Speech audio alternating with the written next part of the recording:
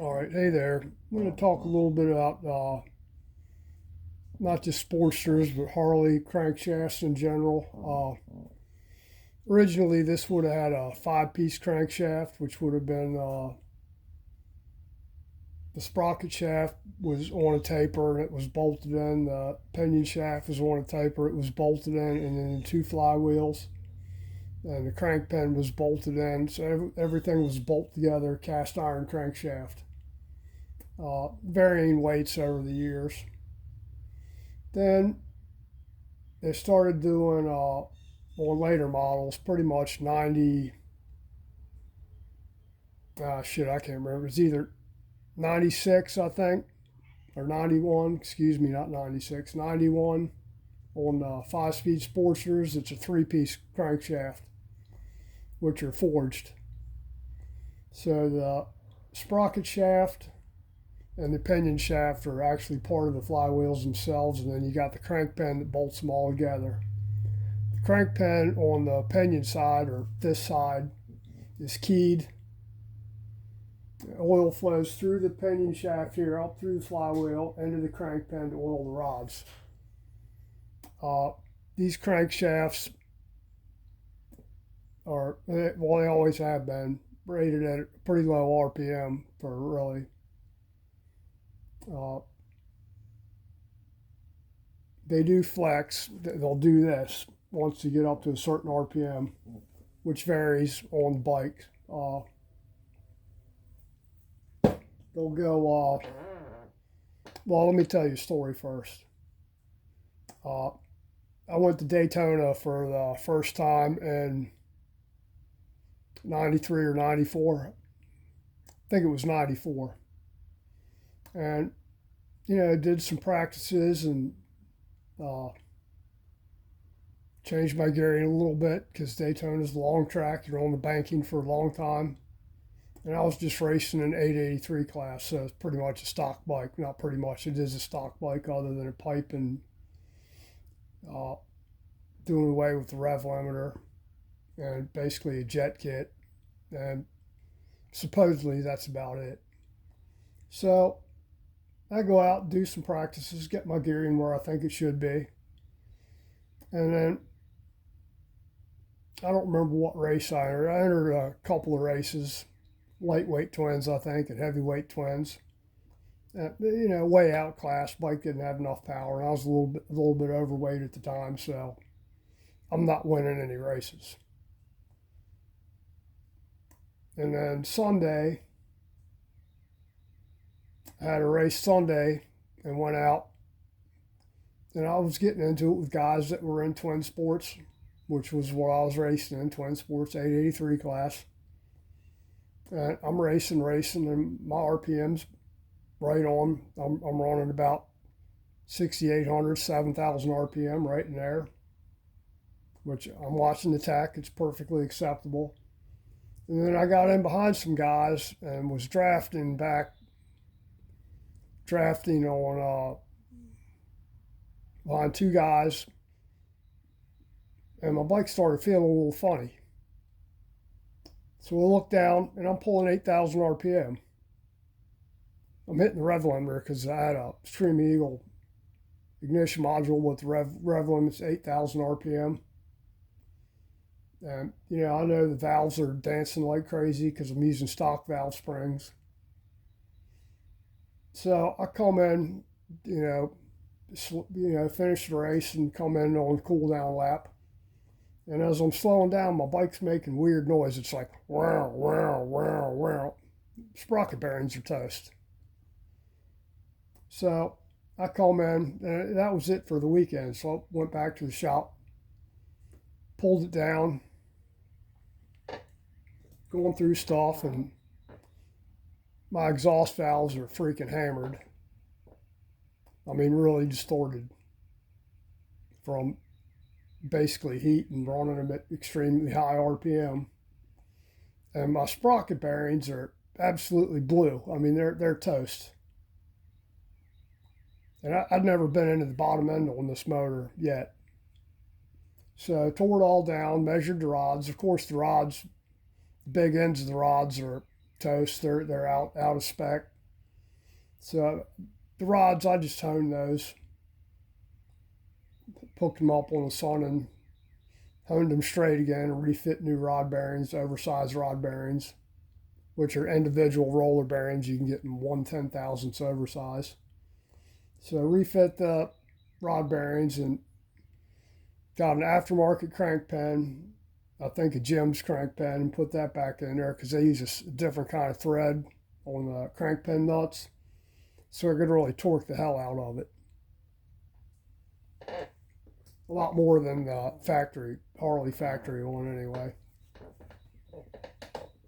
So I did that, and while I had it out, I actually rebalanced the crank, static balanced it, and used a different balance factor. I think I used 65% instead of 52, which is what several other people say it should be, around 50, 52. But I did some research. Its crank balance is related to RPM. So they figure a low RPM motor, 52%, is good for all around usage. I think S&S recommends 60%, and I just figured, well, hell, I'm going to try 65. And did some research, read some books, went down to the library when we still had libraries, read some books and came up with 65% from some formula I found in a old engineering guide book or something. But they flex like crazy. Big end of the rods, they stretch quite a bit. And the truth is, on the rods, once they stretch, and you straighten them out, it's going to be a long time before they stretch again. You're better off using used rods than buying brand new ones. Even later on, when I started doing expensive stuff, I'd get the Carrillo rods, and I'd run those for a season, take them out and resize them because they'd be stretched too. And then run them an entire year again, or two.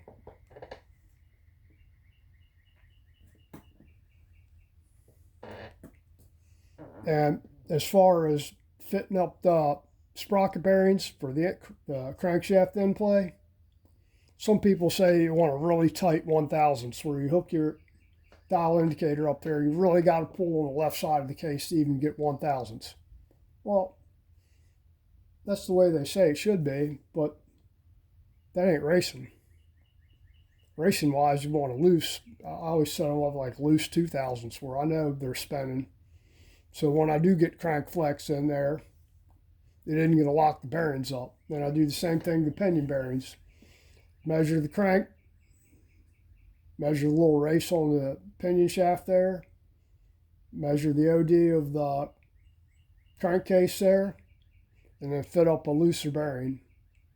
Now they're color coded, but there is a chart that gives the sizes of the bearings, so you can fit them up that way. And I'd run looser pinion bearings, looser sprocket bearings, so the motor spins up a little bit quicker. You're not trying to fight friction of the bearings being too close, and then the crank's flexing too and locking the bearings up. Which leads on to another thing. Earlier cranks, they flex too, but for some reason, you could drive an Ironhead Sportster to about 7,200 RPM is what they'd say. These things, they're set from the factory 62.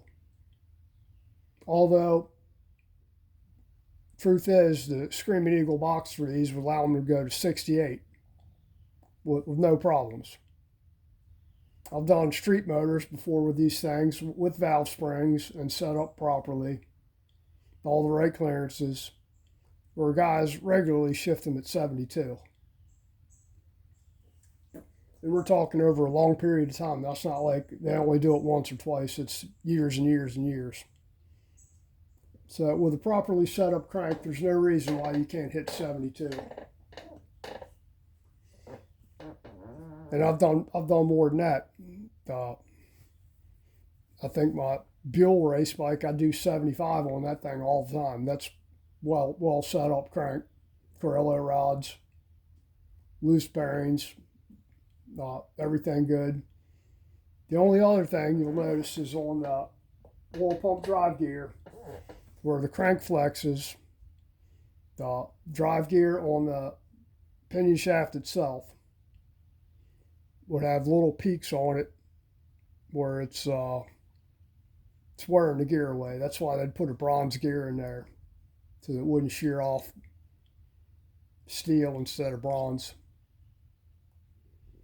But think about it: if the crank's moving, this pinion shaft's moving too. So you're getting crank deflection across here, and the left side you have no outboard bearing support. On this side you got your cam cover with a bushing right here, so it's kind of supporting the right side of the crank.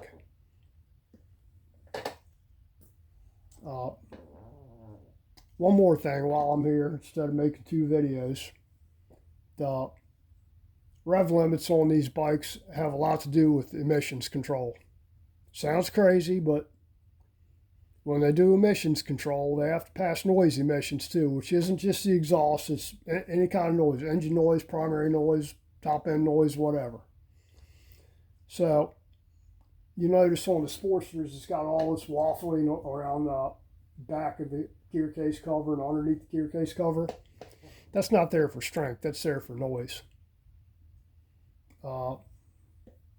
What they do when they test these things, they'll take stock bike and they'll run it down a sound tunnel at the whoever's testing it expense. Harley's testing it; they have to pay the government to test it. Indian, they have to pay the government to test it. They all have to do it. So what they figured out was that, and it's when they run through there, it's at half red line, whatever red line is. Just say it was 7,000 for this bike at one time. Well, by knocking it down to 6,200, they only have to go through the noise tunnel at 3,100 RPM versus 3,500 RPM. So they'd knock them down, knock the rev limiter down, and big twins too. Big twins, I remember doing FXRs and dynos a long time ago, where you just do like pipe and an air cleaner kit, a jet kit, and you try to talk the guy into an ignition module. No, I don't need an ignition module. So they'd kind of cheap out on that. Guy take the bike out and ride it, come back a week later or call you Monday and say, man, I think I need to up the rev limit on this thing. Because what they do, it says, just say on a big twin, it's 5,200. Most guys don't ever ride their bikes like that, or rarely. If they do, they don't feel what they're doing. So just say you did a dyno and it's cutting off at 5,200. Only it doesn't really start cutting off at 5,200. I've had them before where you can feel it starting to retard the timing at 4,800 RPM. Because that's how they do it with a rev limiter. It just basically retards the timing until it's a hard stop on the RPM. So you could do a pipe and a jet kit, and all of a sudden this thing's zinging up to 5,000 really quick, and the guy doesn't know, so he's still got RPM to go. Even with stock valve springs, it'll still take it. Take it to about 6,000 is good on a big twin. The old Screaming Eagle modules weren't adjustable. They were 8,000 across the board. So you sold some guy an 8,000 RPM ignition module on a Sportster. It basically was the same RPM limit as on a big twin, $8,000. They did have a rev limiter that you could buy, but you had to add on. It cost more, and you had to add it in onto the separate purchase. Then you had to find a place to put it because it was about the same size as the ignition module. That's on stock Harley stuff or Screaming Eagle stuff. So you're really good till on a good well prepped crank. You're good to about 7,400 before you really start feeling it flexy flying in there. Or that's been my experience anyway. If you don't want to rev your bike that high, don't. Or if you're not comfortable doing it, don't. Going back together, I'll probably set the rev limit on this at 7. Just because it's got, I'm not rebuilding bottom end on this thing. It's got freaking almost 70,000 miles on it. And it doesn't look like it's ever been into. Crank feels good, rods feel good. There's not a lot of play in them. Everything seems good. I don't have any weird metal particles in the oil filter or in the oil. And nothing's really worn very much on this thing. Lifters all look good. Cams look good. Somebody had put pistons in it, and other than them screwing up the spark plug hole in one of the heads there, it probably just would have kept it like that, other than that base gaskets pouring oil out of them. But that's it for crank and module, RPM limit, all that stuff. If you're building one of these, it's probably best run. I always like using adjustable push rods, just because I can set them where I want them to, and I use typically use like S&S travel limiters to convert the lifters over into a hydro solid. Now, Screaming Eagle used to sell a solid lifter conversion, which is the same as the little S&S. It's a little hardened washer that you take the lifter apart and it goes up under the lifter, under the piston in the lifter. So you can adjust it like when you do hydro solids, you adjust them like a solid lifter almost, except you give them a little bit more push rod shakes. It has just a little bit of cushion in there for the oil, so they're a little bit quieter than solids.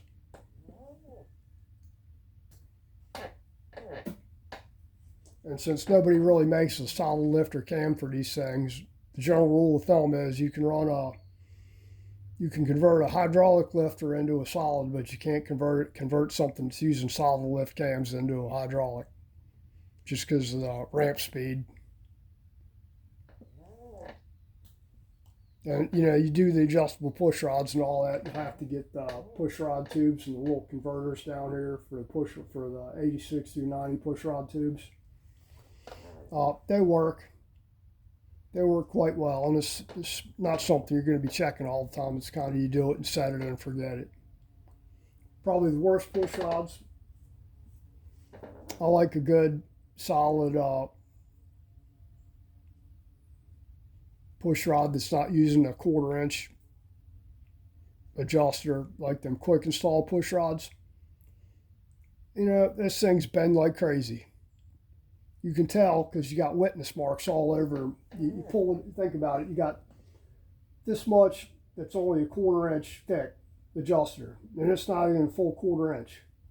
So of course it's gonna bend all over the place, and you can tell up in the push rod tube, you can see little witness marks around the push rod where it's been moving all over the place. The regular bigger 5/16 push rods like S&S or Crane, used to use Axtel push rods. Axtel push rods are probably the best out of any of them. They had the full May West tips on the rocker arm side. Very, very heavy duty, very nice. Used them, hell, I've revved them things to 7,500 RPM regularly. It's Friday night and I'm just out here running my mouth, so that's about it. That's a little bit on Crank Talk. I'm going to go inside and eat half a donut and drink some coffee now. Everybody's gone for the weekend. The boy's gone for the weekend. The wife had to work this weekend, so she's off to work tonight. And I guess next step is I'm running the oil lines on this thing, and I got the oil tank sitting in a vat full of diesel fuel to wash it out, and then sloshing it around, trying to get any crap out of it that's in there. And haven't really seen anything in it other than dirty oil, just black, used oil where I didn't change it from last season. Actually, last 2 seasons, because Spike's been down for over 2 years, and just started doing it again.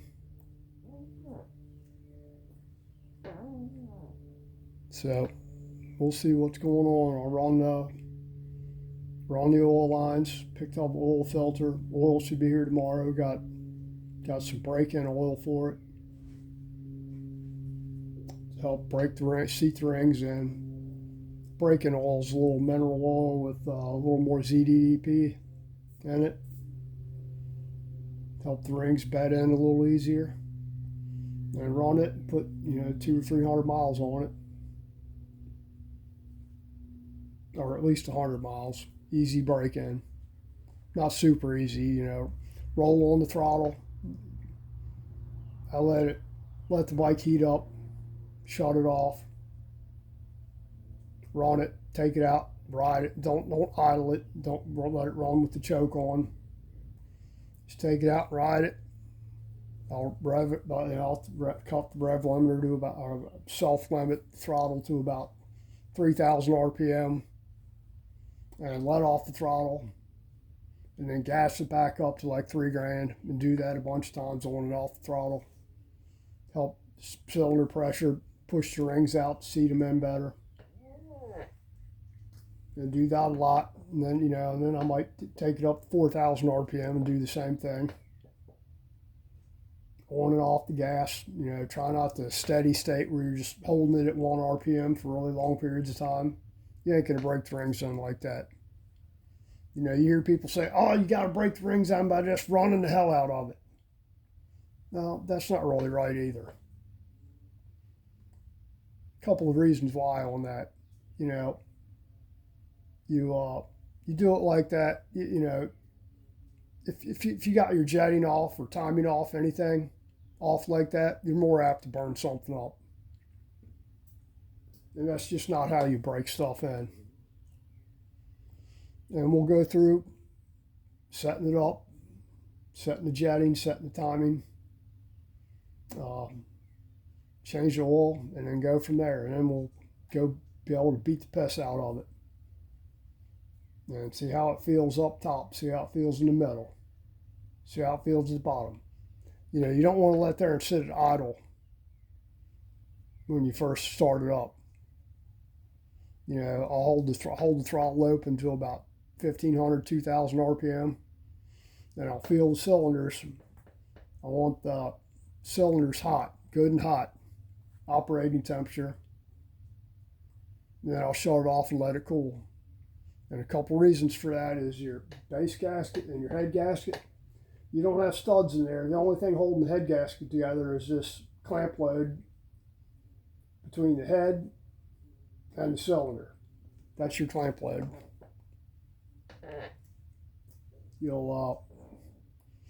Some people get on these things and they just start banging the hell out of the throttle on them when they're cold. And that ain't right. Because these things have to warm up to actually seat the head gasket. Think of it, your cylinders grow, they expand outwards, plus they expand upwards. So you're depending on the expansion of the cylinder upward growing, how much ever it grows, 10, 15, 20 thousandths, whatever it grows, to help clamp the head gasket in there. I've had guys blow head gaskets, you explain to them how to do it, and they want to do the work themselves, and they do, that's fine, but, follow advice a little bit. If somebody tells you, don't sit there with it cold, don't sit there and gas the throttle 100 times because you think it sounds cool, then it blows the head gasket, and you're automatically blaming somebody else because you didn't know how to put a motor together, or engine, excuse me.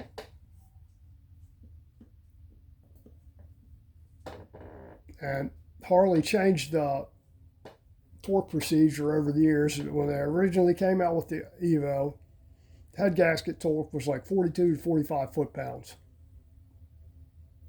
And that seemed to work fine. And then they changed the procedure to the 9 foot-pounds, 14 foot-pounds, quarter turn shit. When they did that, they started having shit blowing head gaskets out. But that was their procedure. Aftermarket ones, Chromatic, recommends 42 to 45 foot-pounds. Everybody else recommends 42 to 45 foot-pounds.